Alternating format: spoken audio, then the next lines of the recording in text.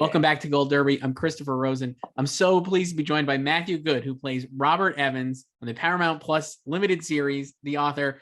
Matthew, I was just saying this right before we started here, but man, I love this performance. I love you on the show so much. I read an interview that you were approached for another role in the project, and then they just cast you as Robert Evans. At least that was the anecdote I think you passed along. How does that happen, or what was that call like when they're like, "Oh, you know what? Actually, we want you to play Robert Evans." It's really weird. It's because I got the scripts or a couple of the scripts, and I was excited by it, as you would be. Like, wow, they're going to make this the Godfather, and it had a lot of buzz around town. I mean, I live in the UK, but all my American agents were like, "Oh my God, there's a lot of buzz about this. She's going to be great." And I was like, "Cool." 1 month goes by, 2 months go by, and I'm like, "Oh, well, they clearly moved on, and they're going for someone else." And then I hadn't played golf in ages, and I was just about to play, and my phone went off, and it was all my agents, and said, "You're playing Bob Evans. We're not asking why. Well, why? And clearly, a big star has pulled out or something, but it's you, and you've got to say yes." But we said yes on your behalf, and you're flying out in a week. I was like, "Okay, I better ask my wife first."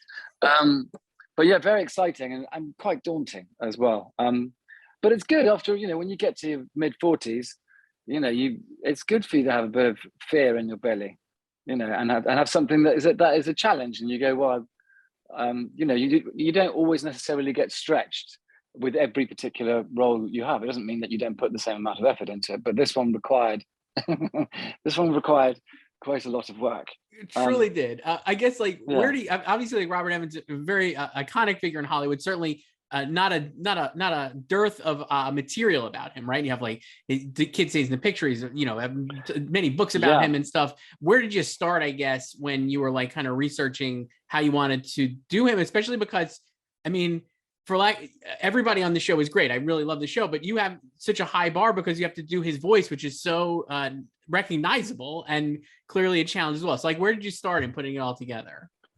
Well, I think as much as I was scared of Bob, I was also I was like, well, it could be worse. I could be playing Brando. So, so there was always that. But I mean, yeah, I watched The Kid Stays in the Picture a long time ago, and I loved it.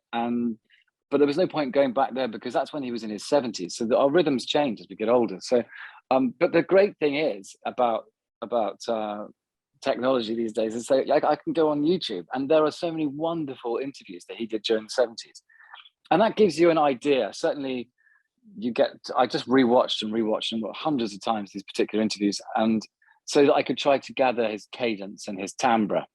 And so you start playing around, and bearing in mind that when someone represents themselves on television, it's not necessarily them. So, and the great thing about the offer for me is the fact that I get to play. I have a wonderful arc because at the beginning he's like the king of Hollywood. He's riding high, and then there's the pressures of that Charlie Bluhdorn puts on him for the need to follow up, Love Story, which obviously would have made $100 million. But then suddenly it's like, what's next? And so he felt that pressure because they were number 9 out of all the studios. They were pretty much languishing in last place just for being successful. Um, so so then it's a downward curve to hitting rock bottom. So to sort of quote Spinal Tap, I got to turn him up to 11, and which is an awful lot of fun for me.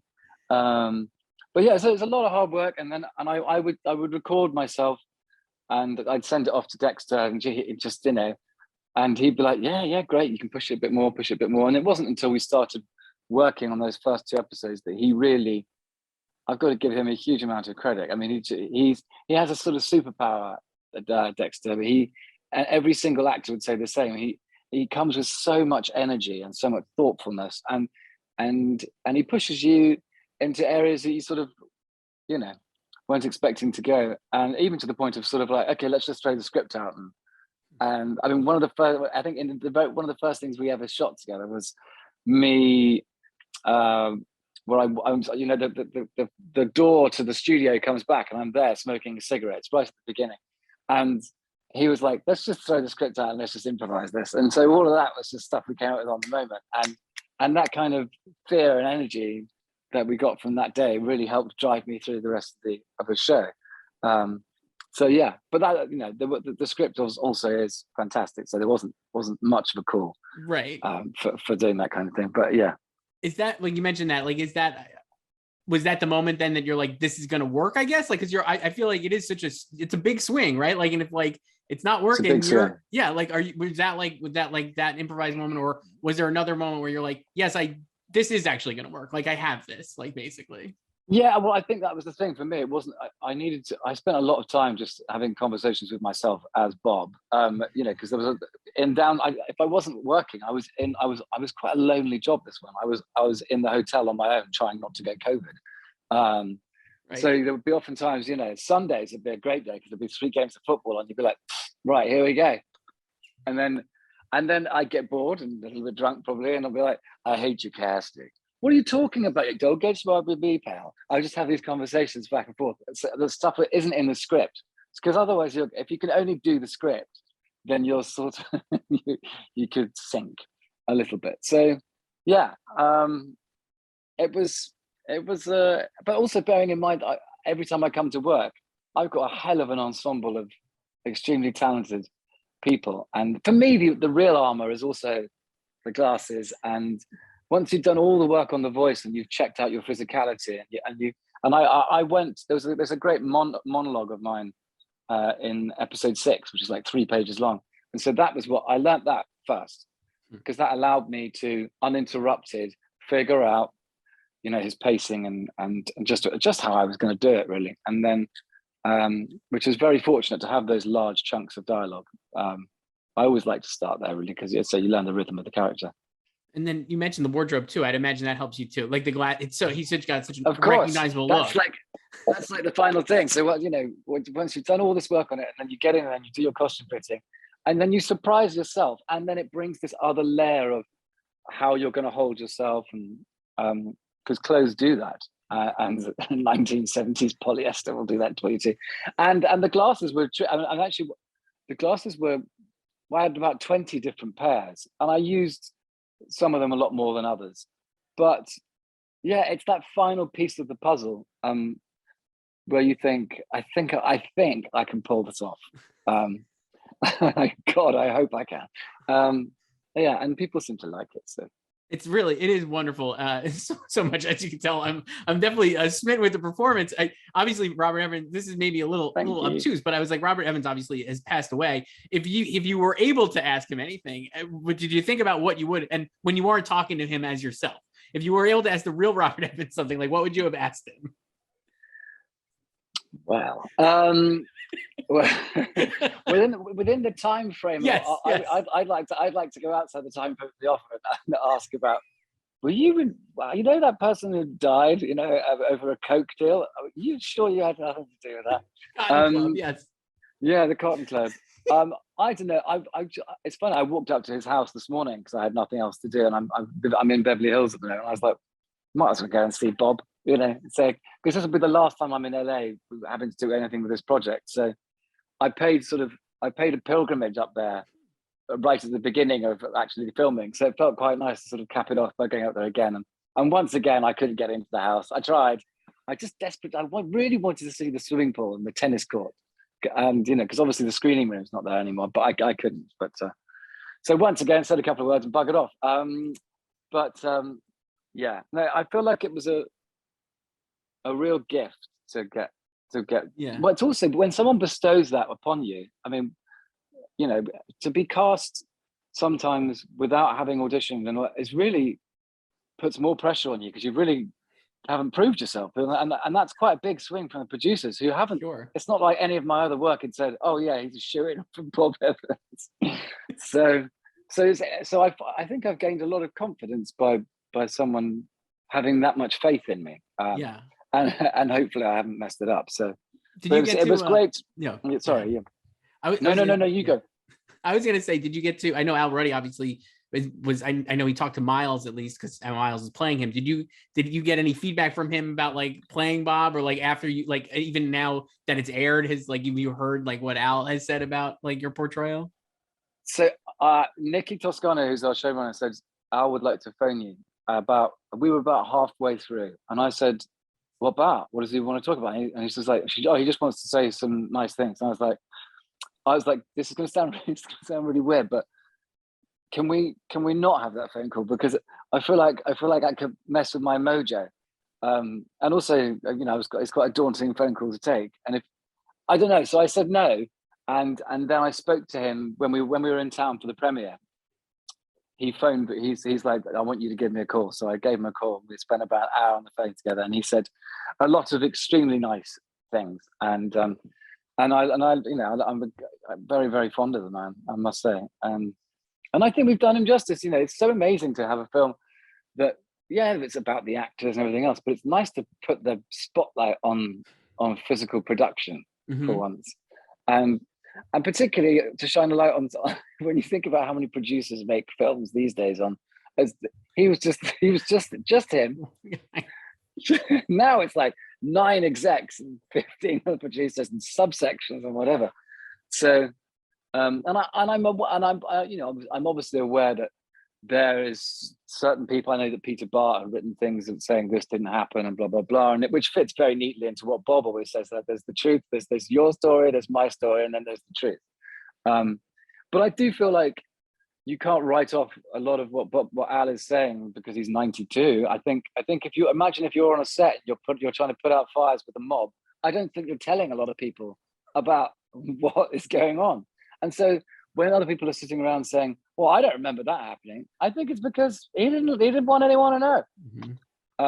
But we'll never know. And perhaps one of the things that this will spark will be for someone to make, which would be great for the audience member, someone should make the definitive documentary about this. Really? That would be. And if they want to make it in 10 parts, I'm very happy about it.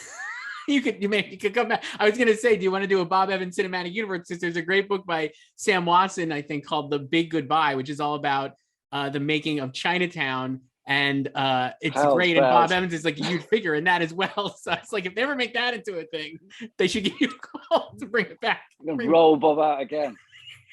Well, they better make it soon. Otherwise, I'm going to start getting very old. I don't know if I want to go back there. It was so exhausting doing it first time around. I don't know. Never say never, I guess. No.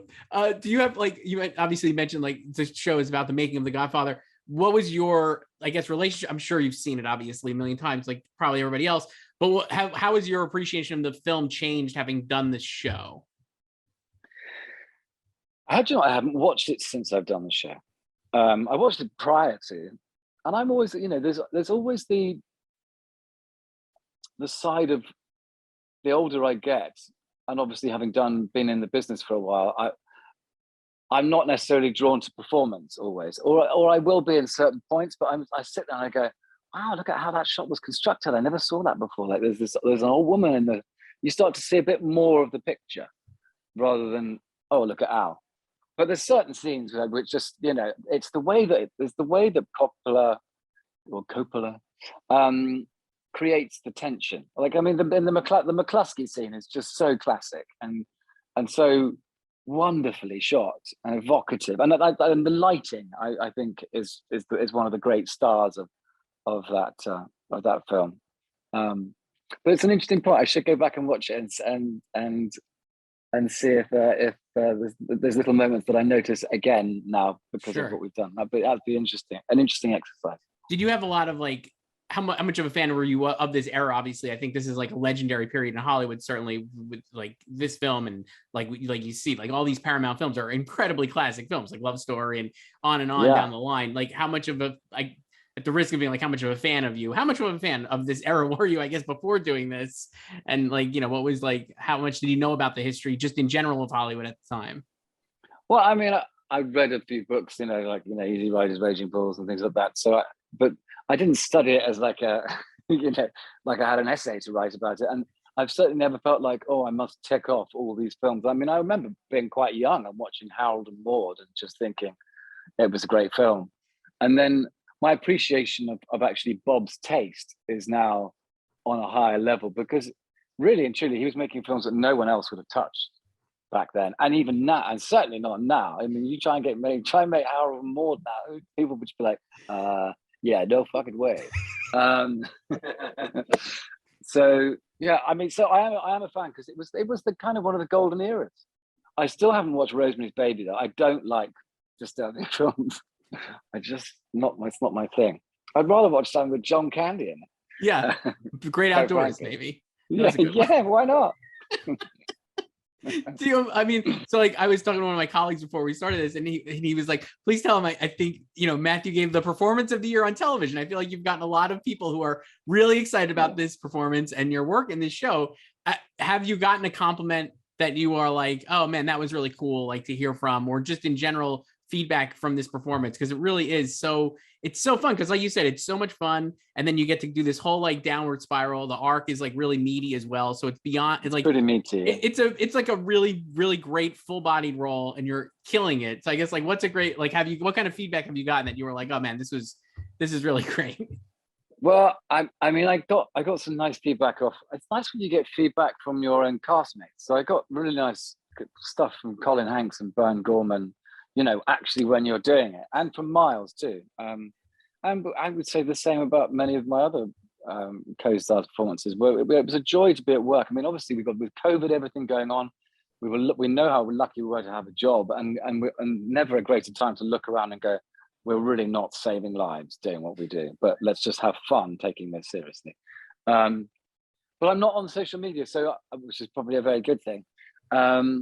So I got some nice feedback off my friends as well, because they haven't seen me do anything like that. So when we sat down at home and watched it, which I don't regularly do, and normally you finish something, you can't enjoy it more than when you did on set, and then it's someone else's vision, and sometimes you watch it and you go, oh God, why did they choose that take? It can be quite a demoralizing process. But I watched it with my friends and they were all like, Jesus, you're actually all right at this job. Thanks, guys. So yeah, we try not to, you know, spend too much time looking back. Yeah, I'm glad you mentioned Bern Gorman just quickly. He's so great I as well love as him Charlie. so much. That performance is hilarious. He's my favorite. And you guys together are awesome. I guess, can you talk a little about like the butting of heads between those two is just great. And I feel like you must have had, sounds like you had obviously a blast sharing those scenes with him. Well, yeah, we did. And with Chanks as well, Colin Hanks, because I mean, so I that little triumvirate worked. We had a lot of scenes together like that. So, and you know, and everyone has a pecking order. Obviously, it's Charlie, and then sort of me and Lapidus sort of butting heads to see who's number two, really. And then they have a nice arc, Lapidus and Evans as well, to the point where they're almost on the same side by the end. But I didn't know, so I'd always wanted to work with Bern Gorman. He's always someone who turns up in stuff in England that I've watched and I go, I see you. I see you. You're like me. You're like another sort of, if we were golfers, we'd be journeyman pros. And I'm like, I see you. I see what you do and I love it. And I want to work with you someday. And I felt the same about Colin. I remember watching him in Fargo and thinking, this guy's good, man. I really want to work with him. And then Shangri-La, I get both of them at the same time in the same scenes. And there was there's an element of ridiculousness about, because we're all swinging pretty big punches as far as the work, and it could have gone horribly wrong and gone into the world of camp and mediocrity.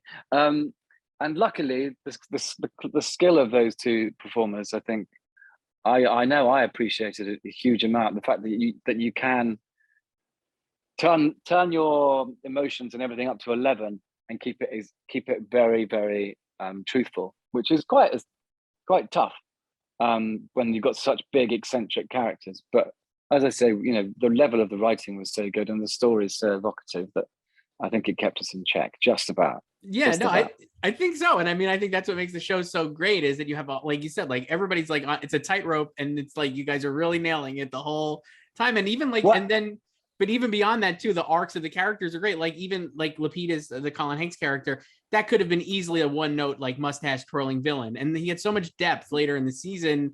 It's just really great as a viewer. You're like, slowly catch him. Yeah, he's slowly catching monkey, and it's difficult because he's obviously playing, a character which is composite.